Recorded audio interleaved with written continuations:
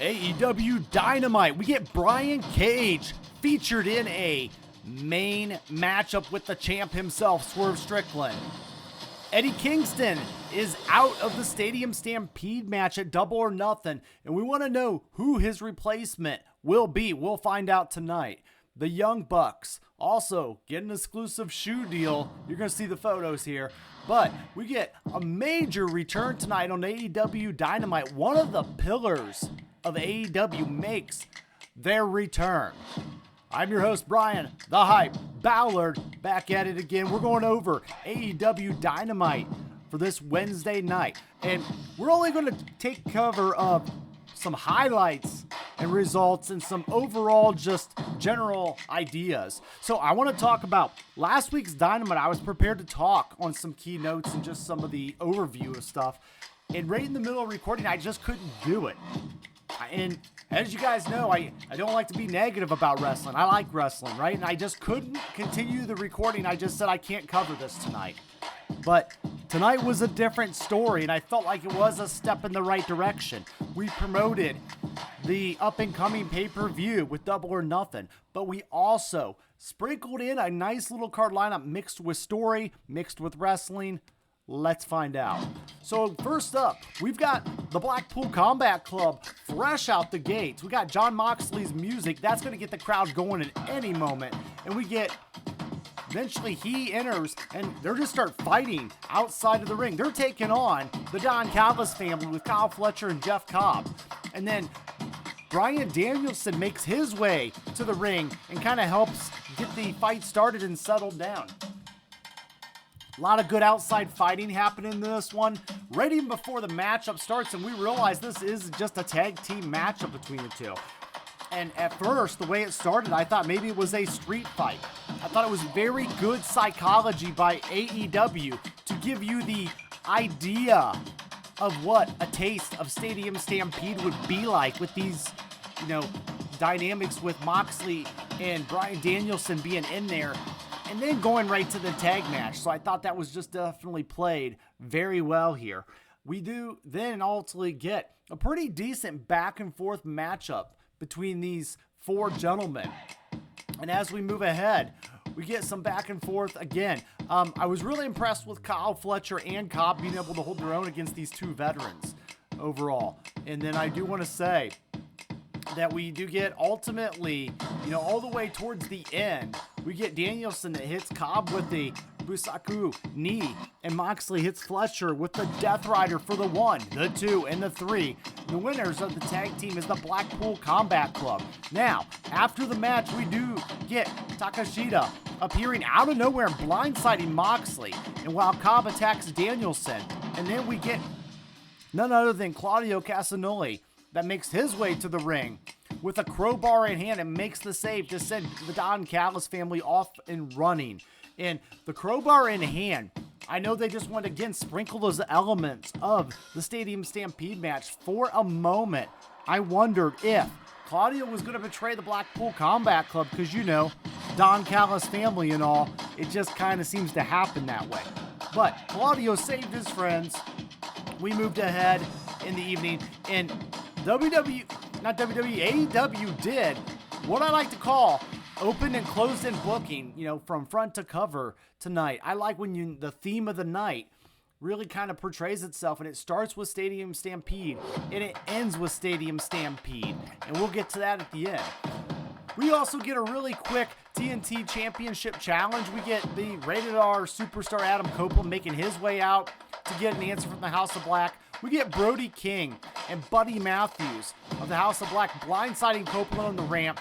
Malachi Black appears behind them. And then ultimately, King sends Copeland into the ring. He grabs a chair from under the ring. They hand it over to Matthews. King then stomps Copeland's back and holds Copeland in place with Matthews.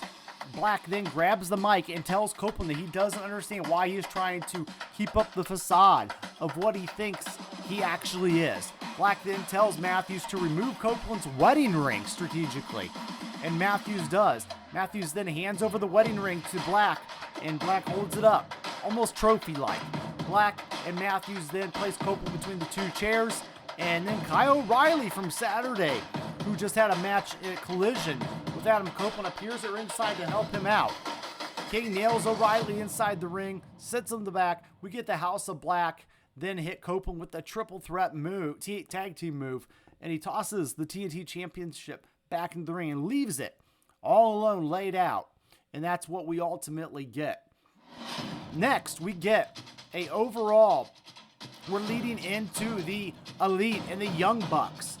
We get a video package about Eddie Kingston from New Japan Pro Wrestling's Resurgence, where the Elite attacked Eddie Kingston following his match with Gabe Kidd. The Elite are now shown backstage, and they imply that Kingston is injured, and the Anarchy Arena might now be a handicap match now that the other team is down one. Also, we get a little bit of a merchandise alert of the Young Bucks' new Super Kick shoes. And they are a classic throwback Reebok pump style shoe. Not gonna lie, it's the first I've heard of it tonight. And I see that it's already sold out at Champ Sports. And I may be having to try to get my hands on a pair of these Super Kick parties for myself. But I like the old school pumps. Hopefully they hold up. I don't know if I'll try to play basketball in them or anything though. Ultimately then, we are going to go ahead to the Elite matchup with their tag team championships against Matt Sydal and Christopher Daniels. This was set up again on AEW Collision, so I like that, they do a good job setting things up for the next week in addition to tonight. So we get ultimately a good little back and forth matchup here for the tag team championship. We do get Sydal and the Fallen Angel taking the loss here. And what this really does is just sets up a little bit further down the line.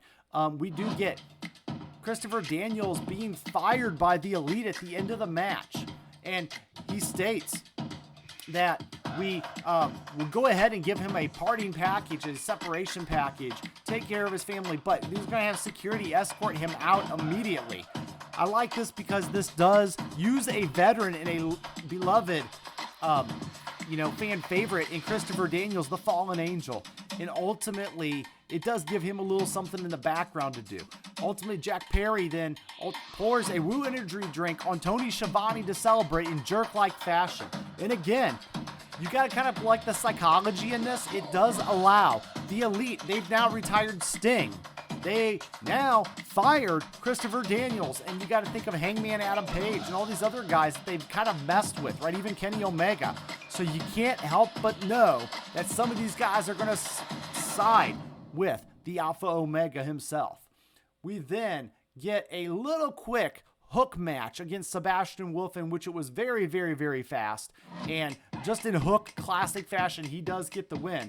And then we get Jericho in the ring. And we get a promo between the Learning Tree and Hook, setting up a little bit something down the line. Big Bill attacks Hook, and then Shibata actually makes his way to the ring, and he helps out. Later on, we do get a fun little backstage segment with Samoa Joe and Shibata and Hook, kind of foreshadowing a little bit there as well. But let's go on and cover some other better things here. And with that, we head towards, your world champion, Swerve Strickland, doing the sub-story of the night in kind of the middle of the card. And we got Swerve Strickland for a AEW World Championship Eliminator match against we get a nice little promo backstage with Swerve talking about Christian Cage, but saying how he has to finish business tonight. And he's going to be the final nail in the coffin of Brian Cage. We get entrances for Swerve. We get entrances for Brian Cage, the Machine himself, the Swolverine. And we are ready to go. And the match kind of started off a little bit slow between these two. I would have done it a little differently in the beginning. I know they started off very slow, but if these two are in such a blood feud with each other, being a betrayal just 1 week ago, this is... in Collision showed Swerve taking out other members of Mogul Embassy. And with him being old school Swerve, I feel like this would have been a match that you would have started off very hot, very heavy, in just an attack mode, to where Swerve then can just go into phase 2 of this match with Brian Cage.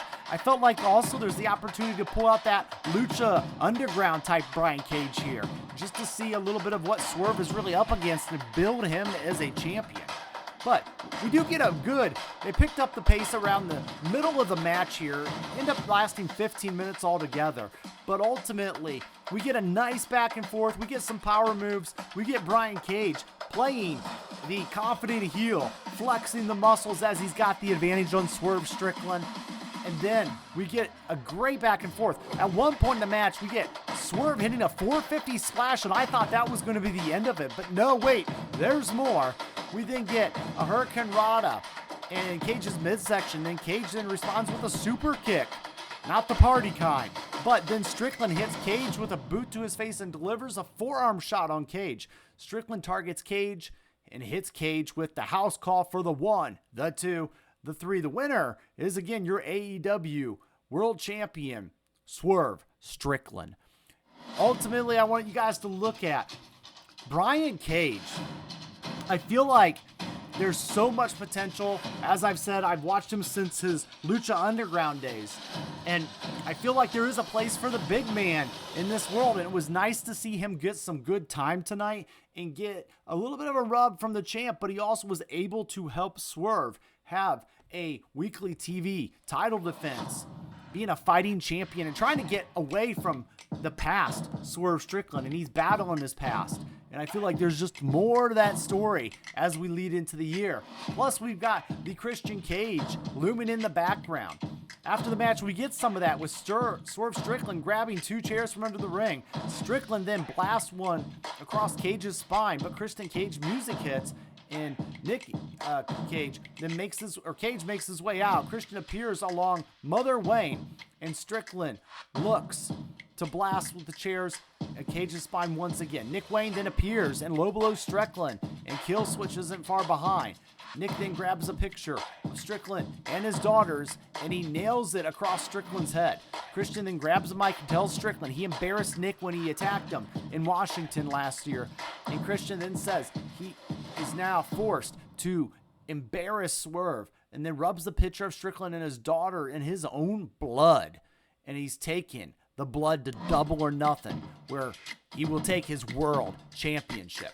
Nice. Christian knows what he's doing. He knows how to get it done right.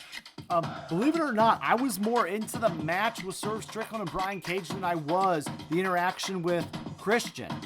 And, you know, not a bad thing. It's just, I know we're slowly nibbling to this feud next week at AEW Double or Nothing.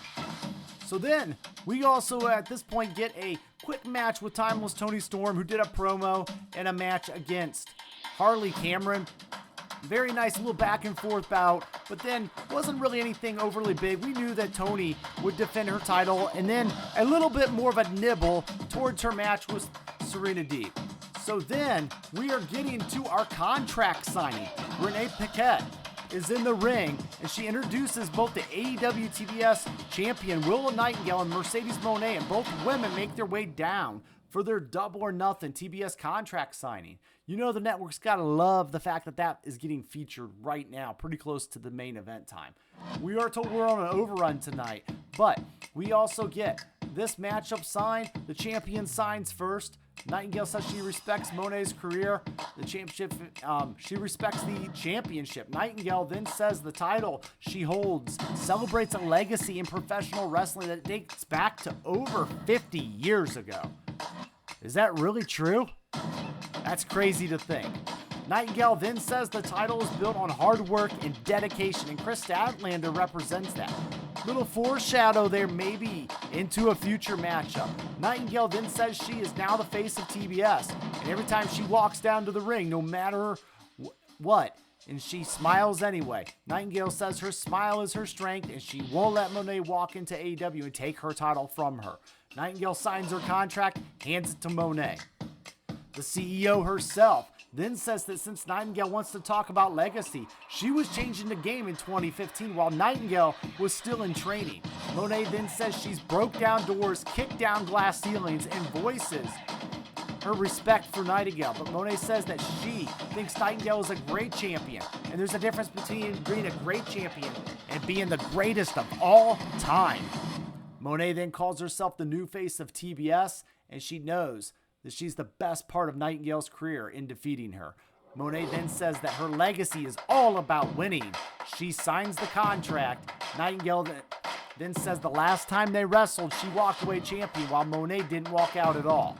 Ooh, Monet then slaps Nightingale, and Nightingale responds by putting Monet right through the table. We can never have a contract signing without a table being broken.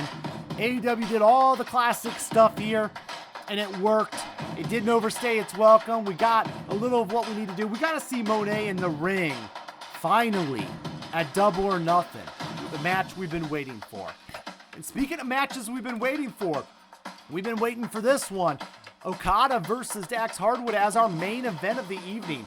And the question is, did it deliver? Well, guys, I would say it did deliver. You got Dax Hardwood, who we know is a good wrestler in a tag team unit, but he also can go on his own, as he's been known to do. And Okada, the Rainmaker himself. These two immediately start crashing into the post. They're kind of back forth with each other. And you gotta believe that this was really in the main event for a purpose, and that is to push the story of the Stampede match at AEW Double or Nothing. I've got some reservations on that. I do believe that maybe Strickland and Cage could have main evented here, but I'm not going to complain too much because it is weekly programming, and Okada and Hardwood did a pretty good job in the main event overall, and they put on a pretty fun match to watch. We get a lot of back and forth. We also then get, ultimately towards the end of this matchup, Cash Wheeler and Bryan Danielson make their way down to the ring to even out the odds a little, and then the Elite overpowers them, and ultimately we get Darby Allin's music then hits, and he makes his way down to the ring. Right in there, Allen hits Nick Jackson with the skateboard and reveals himself as the fourth man on Team AEW for the Anarchy in the Arena Stampede match at Double or Nothing. All 8 men continue to brawl with each other, and then ultimately FTR, Danielson, and Allen are left standing as the show comes to a close, and that's it on the little bit of the overrun tonight. So, good setup, and ultimately, I knew there had to have been something that would have happened in this matchup. In order, we had to get the fourth man revealed tonight if this was going to be in the main event. We didn't want to spoil the surprise that Darby Allin has made his return. And if you remember, Darby Allin has got history with the Elite, just recently in March retiring his mentor and his tag team partner Sting. So ultimately, there is a little revenge, a little payback that we'll talk about on all the platforms and all the shows. Speaking of all the platforms and shows, we got the team over the Wrestling Fans Insight. We're always doing Twitter Spaces and other great things weekly. And check us out on the fans of ProWrestling.com. If you guys like wrestling, like AEW, hit the like button because it just helps you see more AEW related content. So you can get in, it helps us, it's all good there. Let's get into our final thoughts. Final thoughts tonight. A good move by bringing Darby Allin back. Wow, I feel there could have been other members that would have filled in this match at Double or Nothing. I felt like once Eddie Kingston was out. So I like that AEW started Dynamite tonight with the Anarchy match. And then they transitioned into Eddie Kingston being out and told the story throughout the night about who his replacement could be. I do feel that it does make sense for Darby Allin to fill in since he has a grudge with the Elite. However, I do believe that Hangman Adam Page or even Claudio could have been a natural good fit for this. And I think there's more to be told with the Claudio story and why he's not in this matchup. It's really making it a little weird. But ultimately, again, Darby's got a reason to be in it. He's got a little dog in the fight, a Darby dog in the fight, if you will. Now, I do want to talk about the other side of it. We've got Swerve Strickland in a match, in a little mini brawl with Christian and ultimately with the Mogul Embassy. I do want to say that I believe that Swerve Strickland, you got to start featuring your champion. I know he's a newly crowned champion, but I think that's almost just as important. So, I do believe at Double or Nothing that we're probably not going to get the champion in the main event like we did last year. And I know it's going to drive me up a wall because I just believe that in the old school rules of that. However, with him being a younger champion, we could excuse it as, okay, him and Christian are going to have a very good match, but then the Anarchy match will kind of tear up everything and, be the main event brawl. But I do believe that Swerve has to start being featured in the main event. I gave him a pass tonight because of the Darby Allin returning to AEW. We didn't want to spoil that surprise a little early. But ultimately, I felt like there was some value for me personally with Swerve and Brian Cage. So I wouldn't think it would have hurt. But I would like to see more of that type of situation in the future where Swerve is the one opening the show and closing the show. But overall, a solid show tonight. Let me know what you guys thought in the comments down below. And did it build enough for Double or Nothing? And we even got one more week to go on it. But until then, I'm going to go ahead and get out of here. Like, share, subscribe. It's not goodbye. It's game over.